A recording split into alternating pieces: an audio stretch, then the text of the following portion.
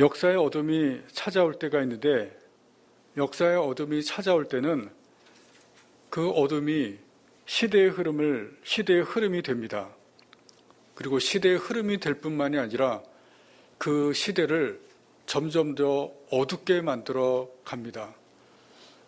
역사를 보게 되면 역사의 어둠은 점점 더 그 시대를 어둡고 짙게 만들어가는 것을 볼 수가 있습니다. 지난주에 우리가 사사시대를 보았는데 사사시대는 300년이었습니다. 사사시대가 시작되고 시대가 점점 더 어두워지기 시작했고, 그리고 그 어둠은 점점 더 강해져 갔습니다. 점점 더 어둠이 짙어져 갔습니다.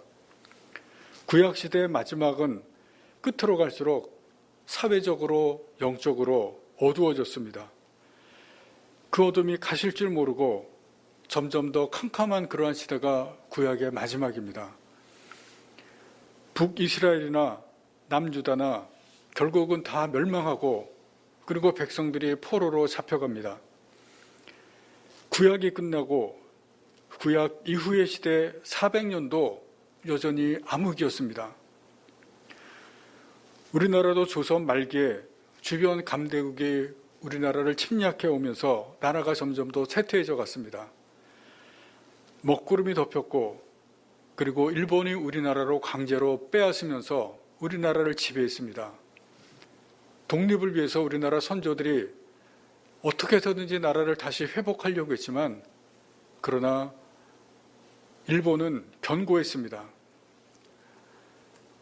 백성들이 고통 속에서 신음하면서 이 나라를 독립하려고 하는 그러한 노력이 허사가 되고 점점 더 나라가 어둠 속에 빠져들었습니다. 도무지 나라가 회복될 기미가 보이지 않았었습니다. 여러분, 그런데 어둠이 계속되고 그 어둠이 암흑으로 변해가면 언젠가는 빛이 찾아옵니다. 영원한 어둠이 계속되지 않는다는 것을 역사에서 보여주고 성경이 보여줍니다. 사사시대가 끝나고 드디어 이스라엘에 빛이 찾아왔습니다. 다윗 왕입니다. 전무후무한 왕이 나타나서 이스라엘을 최고의 나라로 만들었습니다. 최고라는 것은 영적인 부분에서의 최고입니다. 하나님을 가장 잘 섬기는 나라로 만들었습니다. 부와 명예는 하나님을 잘 섬기기 때문에 따라온 것이었을 뿐이었습니다. 구약과 그 후 400년 이스라엘 영적 암흑 시대 뒤에 빛이 왔습니다. 바로 예수 그리스도입니다. 이스라엘뿐만 아니라 죄악의 어둠에 빠져있는 세상을 구하시기 위해서 구원의 빛으로 오셨습니다. 우리나라를 영원히 지배할 것 같았던 일본 제국이 어느 날 갑자기 항복하고 이 땅에 광복, 나라를 다시 회복한 빛이 찾아왔습니다. 오늘 말씀해 보시면 하나님은 빛을 보내시는 분입니다. 하나님께서 빛 대신 예수 그리스도를 세상에 보내셨습니다. 여러분, 하나님께서는 빛을 보내실 때가 있습니다. 그런데 그때가 언제냐면 어둠이 가장 강력할 때입니다. 어둠이 가장 캄캄할 때입니다. 하나님은 어둠과 세상의 어둠의 세상을 절대로 그냥 두시지 않습니다. 세상의 어둠이 가득 차도록 계속 그대로 두시지 않으십니다. 하나님의 때가 되면 어둠 속에 반드시 빛을 보내십니다. 다윗을 보내서 이스라엘을 하나님의 나라로 만드셨고, 예수님을 보내셔서 어둠 속에 하늘의 빛을 비추어 주십니다. 그런데 빛이 세상에 왔지만 기이한 현상이 일어났습니다. 너무나 놀랍고 이상한 현상이 일어납니다. 사람들이 빛을 알아보지 못했습니다. 오늘 본문의 5절 말씀을 다시 보시겠습니다. 빛이 어둠의 빛이되 어둠이 깨닫지 못하더라. 11절 말씀해 보시면 자기 땅에 오매 자기 백성이 영접하지 아니했다. 그런 말씀이 왔습니다. 그런 말씀이 있습니다. 그리고 10절 말씀에도 보시면 그가 세상에 계셨으며 세상은 그로 말미암아 지은 바 되었을 때 세상이 그를 알지 못했다. 여러분, 분명히 빛이 세상에 왔는데 빛을 사람들이 알아보지를 못합니다. 하나님께서 빛을 보내셨지만 빛을 알아보지 못한다고 분명히 말씀하고 있습니다. 이상하고 놀라운 현상입니다. 왜 어둠 속에 있는 사람들이 자신들에게 빛이 임했지만 빛을 알아보지 못했을까요? 자신들의 상황을 깨닫지 못하기 때문에 그렇습니다.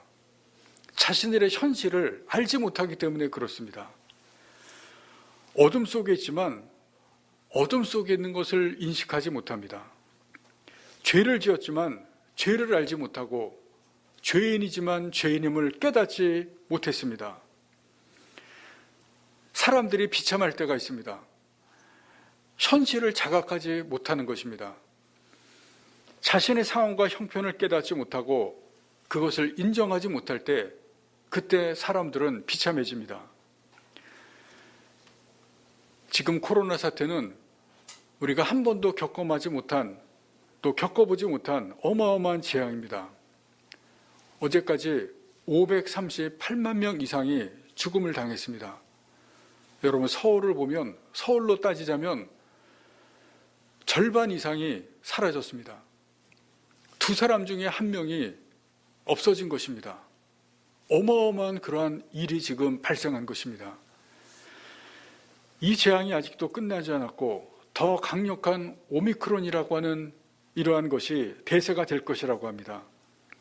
문제는 사람들이 이 사태를 죄라고 생각하지 않습니다.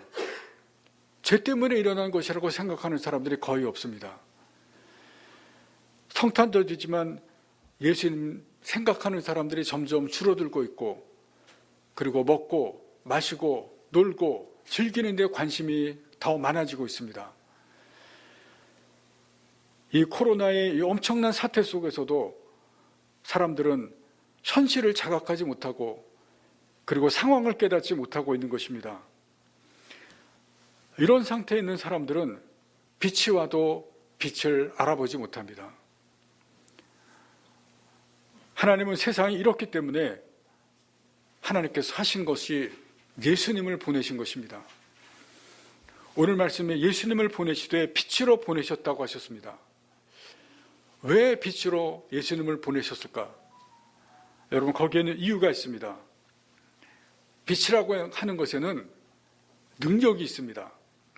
어둠을 물리치는 능력이 있고 죽음에서 살리는 능력이 있습니다. 그것을 4절에 보시면 한 단어로 표현을 한 것이 있습니다. 생명입니다. 4절 말씀을 보시겠습니다. 그 안에는 생명이 있었으니 이 생명은 사람들의 빛이라. 예수님을 빛으로 보내셨고 그것을 생명이라고 표현하고 있습니다. 예수님에게는 생명이 있습니다. 사람들에게 생명을 주는 능력이 있다는 것을 말씀하시고 있습니다. 운동선수들은 메달을 따기 위해서 또 우승하기 위해서 실력을 키우고 있습니다.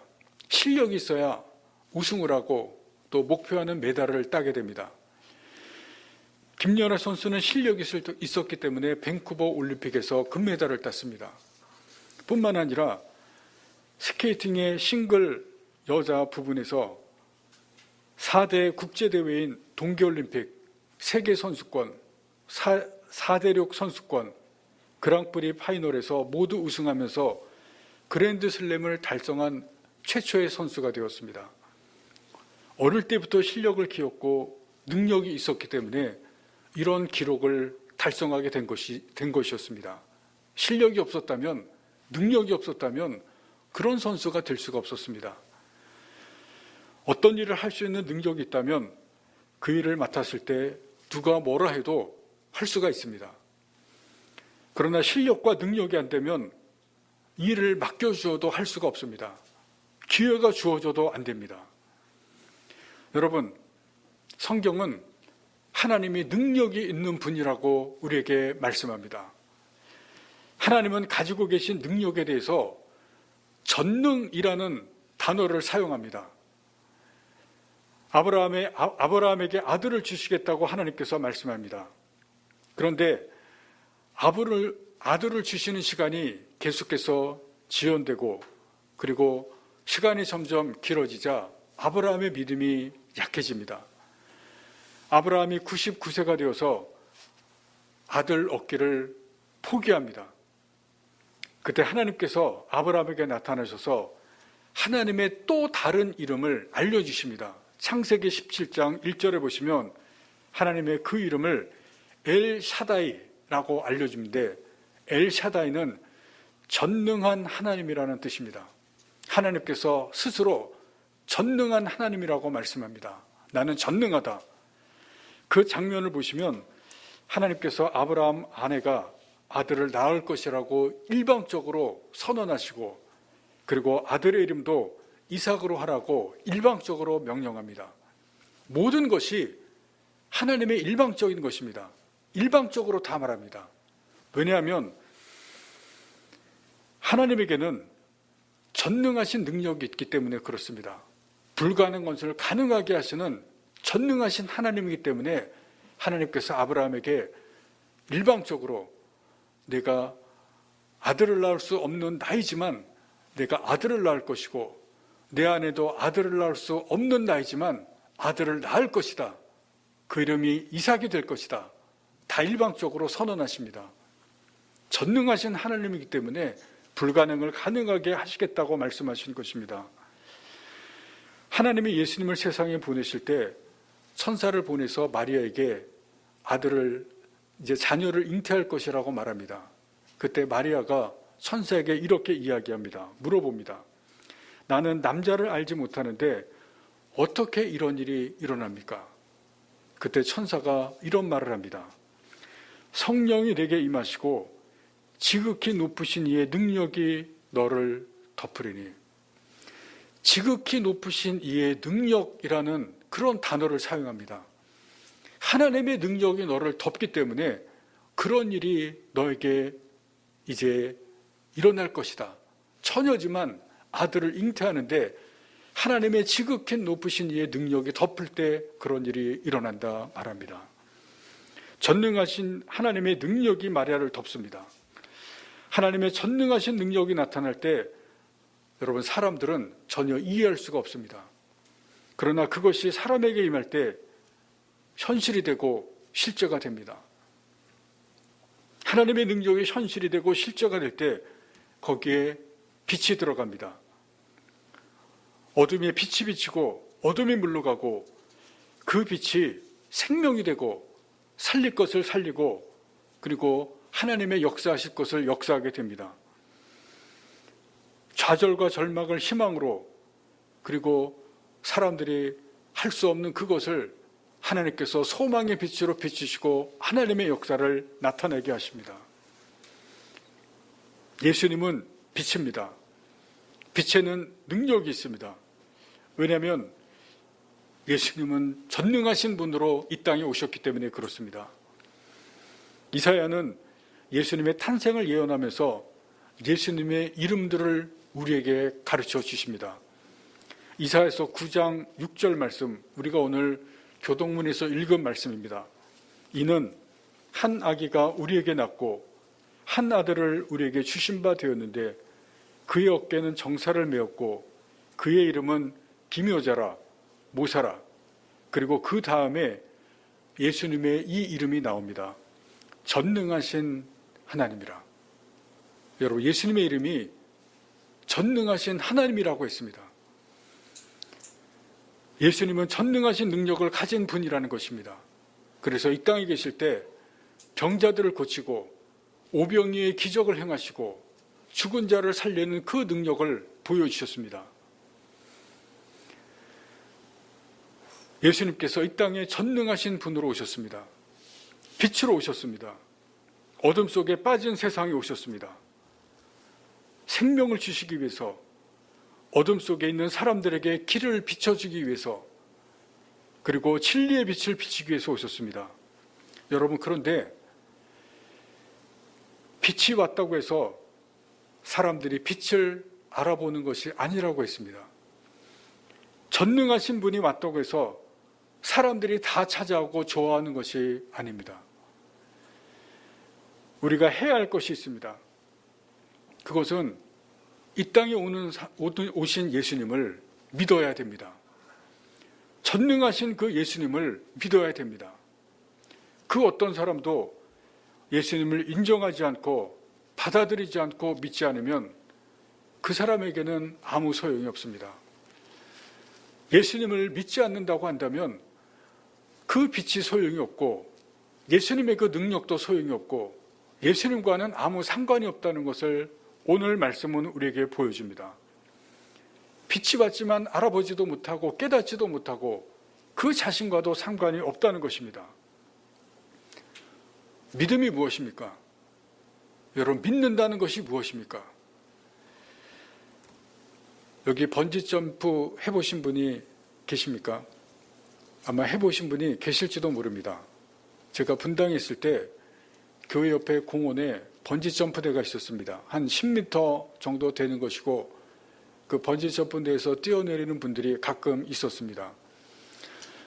그런데 번지점프대 높이가 한 100m, 200m 이상 되는 그런 번지점프대도 있다고 합니다. 세계에서 가장 높은 번지점프대는 321m라고 합니다. 미국 콜로라도에도 있다고 합니다. 100m, 200m, 300m 되는 그 번지점프대에 올라가면 아래에서 보면 아마 아찔할 것입니다. 아래에 강물이 있다고 해도 잘못 떨어지면 큰일 날 것입니다. 점프하는 사람이 여러분 그 높은 데서 왜 뛰어내리겠습니까? 거기서 뛰어내리는 이유는 단 한 가지입니다. 믿음 때문입니다. 무슨 믿음이냐면 줄 하나 믿는 믿음입니다. 그 믿음 없이는 200m, 300m에서 절대로 뛰어내릴 수가 없습니다. 그냥 뛰어내리는 것을 자살이라고 합니다. 번지점프는 믿음을 갖고 뛰어내리는 것입니다. 자기 다리를 묶고 있는 그 줄 하나, 그것을 믿고 그 높은 데서 뛰어내립니다. 이 믿음은 믿음으로 모든 것을 던지는 것입니다. 예수님을 믿는 것은 예수 한 분을 믿고 나머지 모든 것을 던지는 것입니다. 예수만 믿고 인생을 그분에게 던지는 것입니다. 그래서 죽고 사는 것이 나에게 달린 것이 아니라 그분에게 달린 것입니다. 믿음이란 예수님과 나를 연결하는 줄입니다. 믿음의 줄이 예수님과 나를 연결하고 모든 것을 연결합니다. 예수님은 믿음을 통해서 우리 마음에 들어옵니다. 12절 말씀을 다시 보시겠습니다. 영접하는 자, 곧 그 이름을 믿는 자들에게는 하나님의 자녀가 되는 권세를 주셨다. 여기 그 이름을 믿는 자, 예수를 믿는 자라고 분명히 말씀하고 있습니다. 예수를 믿으면 예수님께서 우리 마음에 들어오고 하나님의 자녀가 되게 하신다는 그러한 말씀입니다. 믿음을 통해서 예수님께서 우리에게 오시고 구원을 주시고 하나님의 자녀가 되게 하십니다. 예수님을 믿음을 통해서 예수님의 권세와 능력을 믿는 자에게 나타내신다는 것입니다. 예수님께서 나의 믿음을 보시고 전능하신 능력을 나타내십니다. 믿음의 줄을 통해서 능력이 나타나는 것입니다. 여러분, 그래서 예수님께서 우리에게 믿음을 요구하십니다. 믿음을 통해서 우리 마음에 들어오십니다. 말씀을 맺습니다. 오늘은 성탄절입니다. 예수님께서 탄생하신 날입니다. 예수님께서 빛으로 오셨다고 말씀했습니다. 그러나 예수님의 태어나신 날로, 빛으로 오신 날로 기념하면서 지나간다면 아무 의미가 없습니다. 성탄절이 매년 오는 것은 다시 한번 예수님을 내 마음에 모시라고 하는 것입니다. 내 마음에 어두워진 부분에 빛으로 모시라는 것입니다. 예수님은 생명의 빛으로, 전능하신 빛으로 믿고 모시기를 바랍니다. 믿음으로 모실 때 내 안에 죽어가던 것들이 다시 살아납니다. 믿음으로 모실 때 내 삶의 어두워진 부분에 생명의 빛으로 비출 것입니다. 태초에 하나님은 인간을 만드시고 코에 생명의 기운을 불어넣으셔서 생명을 우리들에게 주셨습니다. 예수님은 빛으로 오셔서 내 안에 어둠을 몰아내시고 생명을 주십니다. 예수님을 모시고 다시 생명의 기운을 얻으시고 다가오는 새해에 여러분 새로운 삶을 사실 수 있기를 바랍니다. 그리고 다시 다가오는 새해에 예수님의 그 능력, 전능하신 능력이 우리들의 각 삶에서 나타날 수 있기를 간절히 바랍니다. 여러분 성탄절 매년 다가오는 것으로 그냥 지나가게 하지 마시고 믿음으로 예수님을 내 마음속에 받아들이실 수 있기를 간절히 바라고, 그 예수님을 통해서 우리에게 새로운 생명의 기운이 돋아나고 예수님의 전능하신 능력을 경험하실 수 있는 여러분과 저가 되실 수 있기를 간절히 바랍니다. 기도하시겠습니다. 하나님 아버지, 어두운 이 땅에, 어두운 세상에 예수님을 빛으로 이 세상에 보내주셨습니다. 오늘 예수님 오신 이날 우리가 다시 한번 마음의 문을 열고 믿음으로 예수님을 우리의 마음속에 받아들임으로 말미암아 전능하신 예수님의 그 능력을 우리가 다시 한번 우리의 삶 가운데서 나타나게 또 경험하게 해주시기를 간절히 바라고 원하며, 예수님의 생명의 그 새로운 기운이 우리의 삶 속에서 역사할 수 있도록 믿음으로 주님을 우리의 마음속에 모셔드리는 귀한 날 되게 하여 주시옵소서. 예수님의 이름으로 기도하옵나이다. 아멘.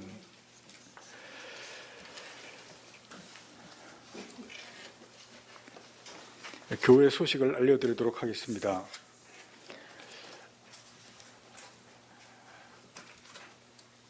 지난 22일 날 여러분들이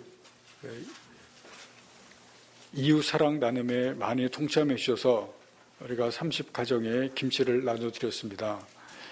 동참해 주시고 기도해 주신 우리 모든 성도분들에게 진심으로 감사를 드립니다. 그리고 오늘 우리가 헌금하시는 성탄 감사 헌금은 어려운 가정, 어려운 이웃들에게 전액 다 나누어 드리는 그런 구제 헌금으로 우리가 다 드리도록 하겠습니다. 그리고 매일 성경이 나왔습니다. 필요하신 분들은 우리 박선희 권사님에게 신청해 주시길 바랍니다.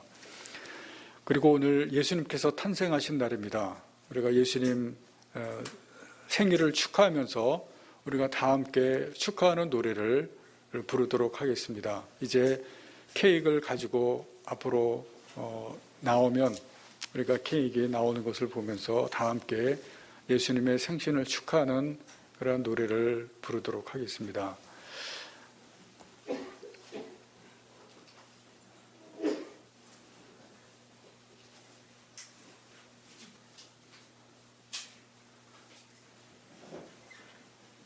불을 조금 꺼주시기 바랍니다.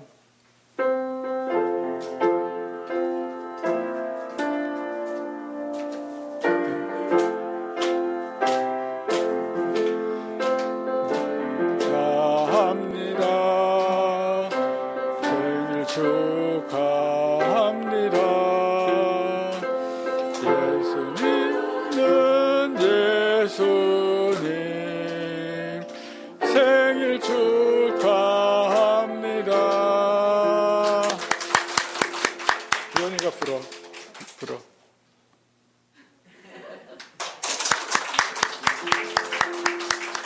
여기다가 올려.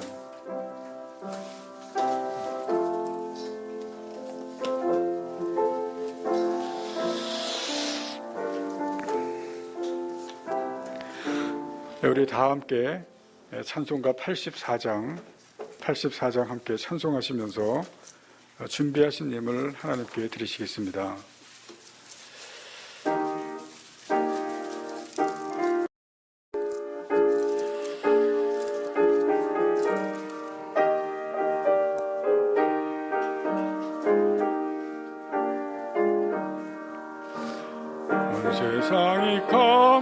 깜깜하여서 참 빛이 없었더니 그리 나는 영광 나타나 온 세상 빛이었네.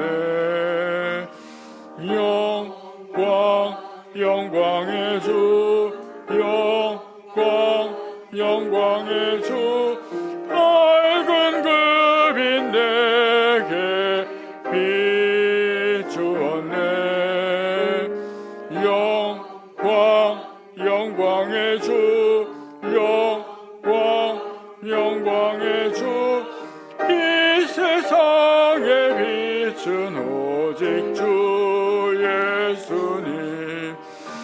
주 말씀을 믿는 사람은 마음이 시원하고 주 명령을 준행하는 자 그 길이 환하겠네. 영광의 주, 영광의 주, 밝은 그 빛 내게 비추었네. 영광의 주,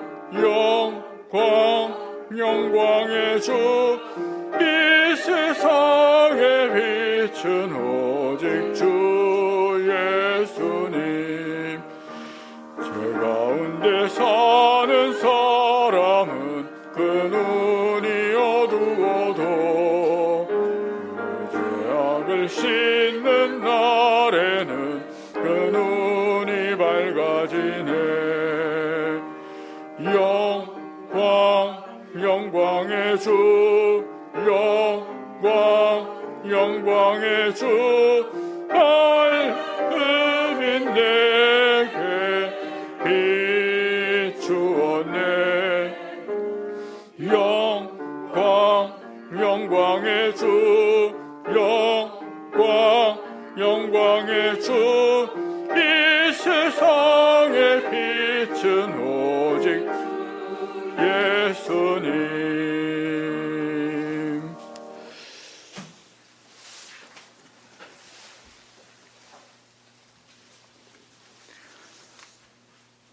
하나님 아버지, 오늘도 주님 앞에 나올 때 귀한 예물을 가지고 나왔습니다. 주님께서 이 땅에 오셔서 우리를 구원하여 주시고 우리에게 피 대신 그 귀한 은혜에 감사하여 주님 앞에 예물을 드립니다. 하나님, 드린 손길 기억하여 주셔서 우리의 마음 가운데 찾아와 주셔서 우리의 빛이 되어 주시고 우리의 죽어가는 것들을 살리시고 우리의 길을 인도하여 주시옵기를 간절히 바라옵고 원하오며, 이 귀한 물질이 사용되는 곳곳마다 빛이 되어 주시고 죽어가는 사람들을 살아나게 하여 주옵소서. 이제는 우리 주 예수 그리스도의 은혜와 하나님 아버지의 그 크신 사랑하심과 성령의 감동, 감화, 교통하심이 이 땅에 오신 주님을 다시 한번 믿음으로 우리의 마음 가운데 모시고 빛 대신 주님, 그 주님의 인도하심을 따라 살아가기로 원하는 모든 성도들 위해, 그 가정들 위해, 행하는 모든 일들 위해 이제로부터 영원토록 함께 하시옵기를 간절히 축원하옵나이다. 아멘.